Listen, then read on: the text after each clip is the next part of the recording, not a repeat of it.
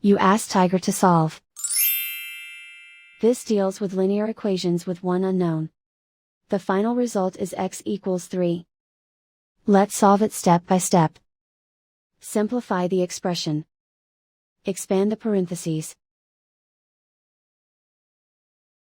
Group like terms. Simplify the arithmetic. Expand the parentheses. Multiply the coefficients. Simplify the arithmetic. Group all x terms on the left side of the equation. Add 6x to both sides. Group like terms. Simplify the arithmetic. Group like terms. Simplify the arithmetic.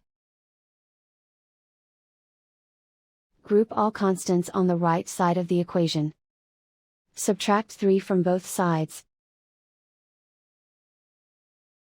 Simplify the arithmetic.